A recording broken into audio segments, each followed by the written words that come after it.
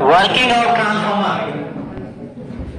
अब working of transformer की बात करते हैं हम, तो ट्रांसफॉर्मर की वर्किंग होती है दो तरीके से। On no load. No load का मतलब है कि भैया बातें मत करो बेटा, पीछे राजा बेटा वीडियो बन रहा है, ठीक है। अब वर्किंग ऑफ ट्रांसफॉर्मर दो कंडीशन में बात करते हैं हम। पहली condition no load. No load का मतलब है secondary side of transformer, secondary side of transformer is open circuited. Secondary side of the transformer is open circuited.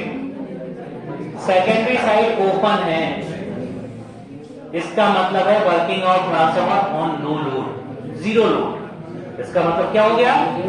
Zero load, zero load, कोई लोड नहीं, ठीक है। जब हम ऑन लोड की बात करते हैं, secondary side of transformer is connected to load। Secondary side जो है वो लोड से कनेक्टेड है, ठीक है। सेकेंडरी साइड लोड से कनेक्टेड है, ठीक है। अब बात आती है कि जब हम नो लोड की वर्किंग स्टडी करें तो ट्रांसफॉर्मर हम अभी तक कंसीडर कर रहे हैं आइडियल। अभी तक हम कौन सा ट्रांसफॉर्मर कंसीडर कर रहे हैं? आइडियल। तो आइडियल कंडीशन में ट्रांसफॉर्मर नो लोड पे कैसे वर्क करेगा, पहले हम स्टडी करना चाहते हैं कि नो लोड पे कैसे काम करेगा। मतलब उस पर लोड नहीं लगाया तो क्या क्या होगा, और जब लोड लगाएंगे तो क्या परिवर्तन आएगा। तो सबसे पहले हम स्टडी करेंगे transformer working on no load. मतलब सेकेंडरी को हमने ऊपर रखा है, मतलब अभी हम आधा ट्रांसफॉर्मर स्टडी करना चाहते हैं, फिर आधा लोड लगा के स्टडी करेंगे तो वो पूरा ट्रांसफॉर्मर हो जाएगा, ठीक है। तो अब हम स्टडी करेंगे working of transformer on no load under ideal conditions. Ideal condition, ideal condition, ठीक है। अब आइडियल कंडीशन में हमको स्टडी करना है, तो नो लोड का पहले डायग्राम बनाते हैं। नो लोड का डायग्राम बनाना, ठीक है।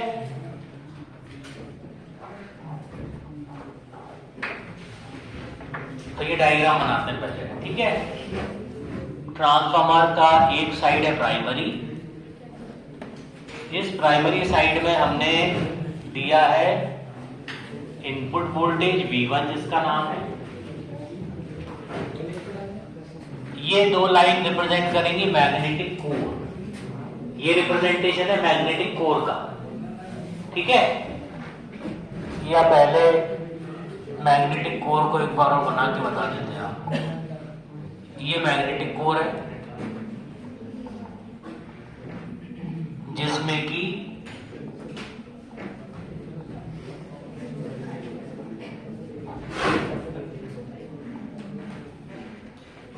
वाइंडिंग हमने प्लेस की, ठीक है। सेकेंडरी साइड को हमने किया है ओपन। सेकेंडरी साइड है ओपन, ये है सेकेंडरी साइड, इसको किया है ओपन। और ये सेकेंडरी साइड और ये है प्राइमरी साइड।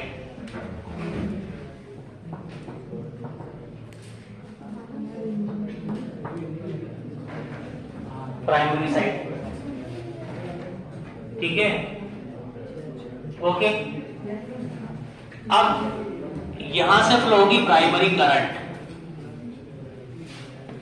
ये हो गई प्राइमरी करंट, ठीक है, और यहां पे डेवलप होगा फ्लक्स, ठीक।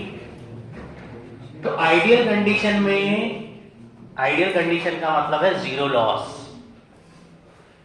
आइडियल कंडीशन का मतलब है there is zero losses in transformer, ठीक है। आइडियल कंडीशन का मतलब है there are zero losses in transformer.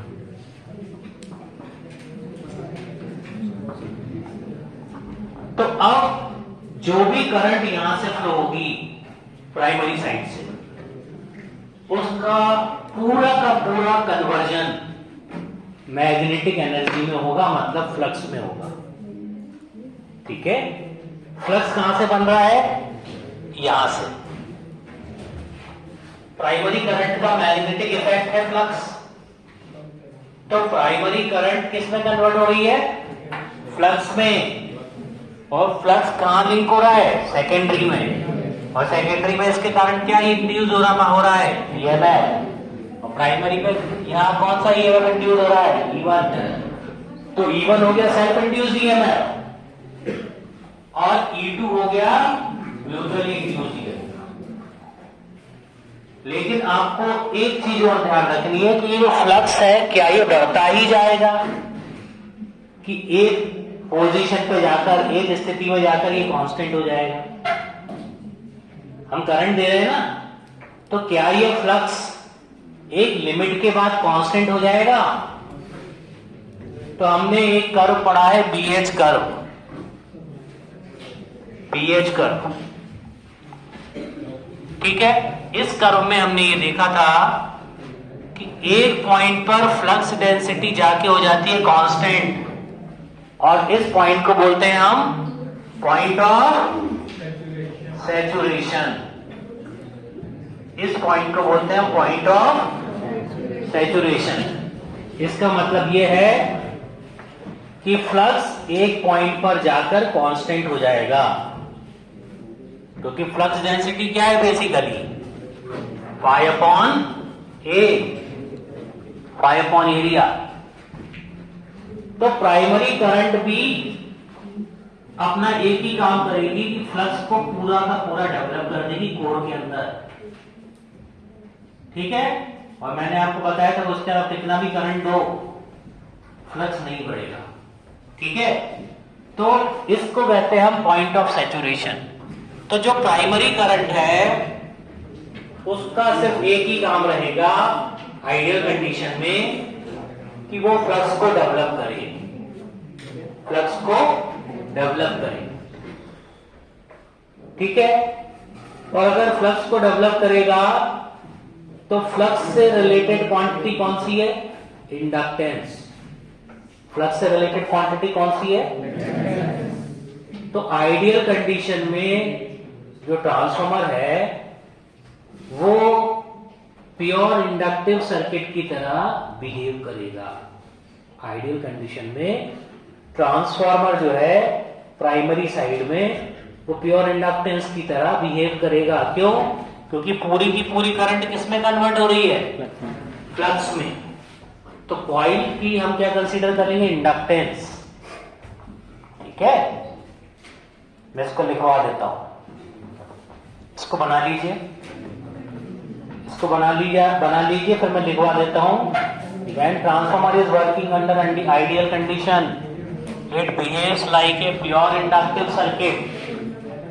Pure inductive circuit की तरह बिहेव करेगा क्योंकि पूरी की पूरी करंट फ्लक्स में कन्वर्ट होगी। और मैंने आपको 3 प्रॉपर्टीज बताई थी, एक रेजिस्टेंस जो लॉस से रिलेटेड है, एक इंडक्टेंस जो फ्लक्स से रिलेटेड है, और एक कैपेसिटेंस जो कि स्टोरेज ऑफ चार्ज से रिलेटेड है।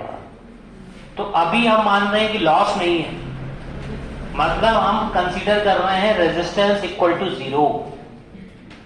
अभी हम क्या कंसीडर कर रहे हैं? Resistance equal to 0।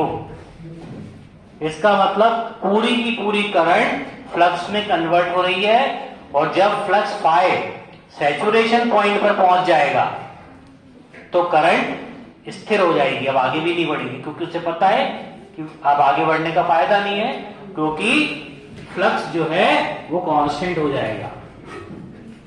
जैसे आप लोगों को एक लिमिट तक ही समझा सकते हैं ना, उसका कोई फायदा नहीं पता रहता है कुछ नहीं, ठीक है ना? ठीक, तो इसी तरीके से फ्लक्स भी जो है वो कांस्टेंट हो जाएगा। ठीक है, ये बना लिया आप लोगों ने। तो अब हम उसकी वर्किंग लिख देते हैं।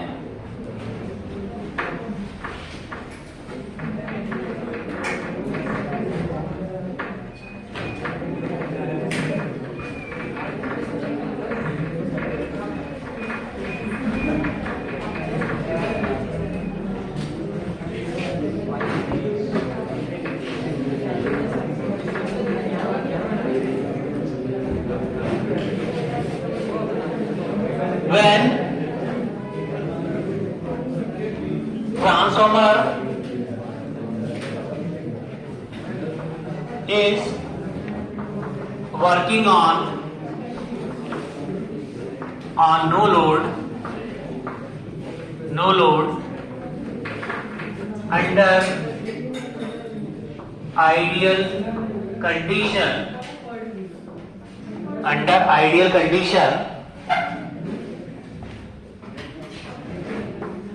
zero losses, the whole primary current is utilized for producing flux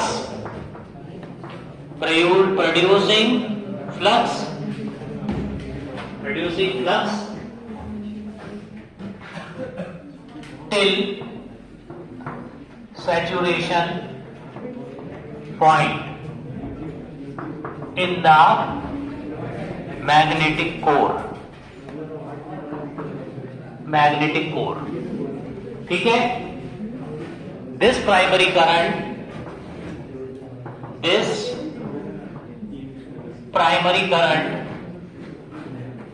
is called as no load current, represented by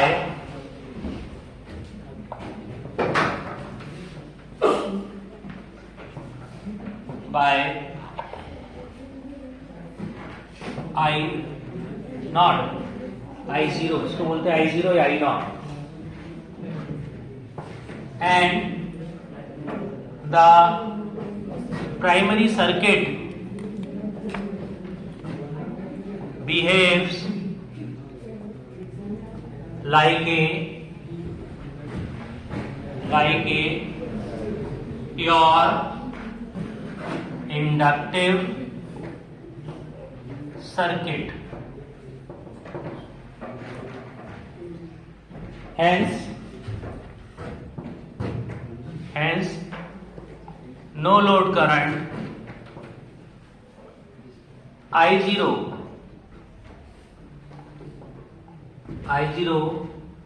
lags the primary voltage V1 by pi by 2 और 90 डिग्री।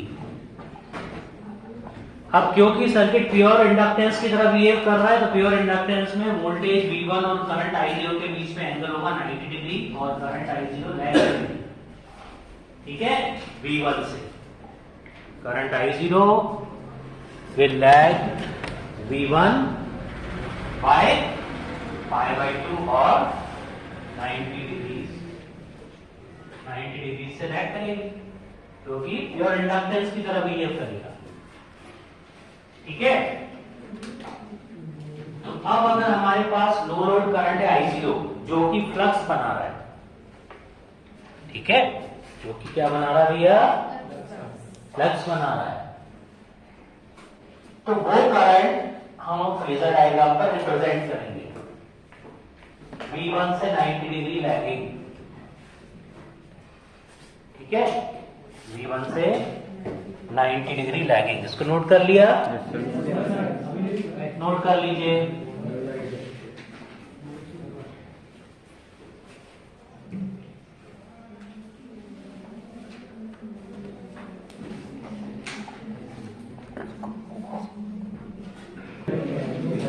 अब अगर हम इसको रिप्रेजेंट करें नो लोड करंट को, ठीक है, तो हमको ये पता है ये 5 फ्लक्स है, ठीक है, ये स्टडी किया अभी हमने। E1 का डायरेक्शन ये है, E2 का डायरेक्शन ये है, V1 का डायरेक्शन ये है, और करंट I0 90 डिग्री लैग करेगा, 90 डिग्री लैग करेगा। तो ये एंगल V1 और I0 के बीच में कितना हो गया, π/2। और यहां से हमको क्लियर भी हो रहा है कि पूरा का पूरा करंट क्या बना रहा है, फ्लक्स बना रहा है, पूरा का पूरा करंट क्या बना रहा है, फ्लक्स बना रहा है। ठीक है, तो ये डायग्राम बना लीजिए आप लोग। तो इस तरह से आपका working of transformer on no load under ideal condition खत्म हो गया। नेक्स्ट क्लास में पढ़ेंगे working of transformer on load under actual condition. ठीक है, एक्चुअल कंडीशन।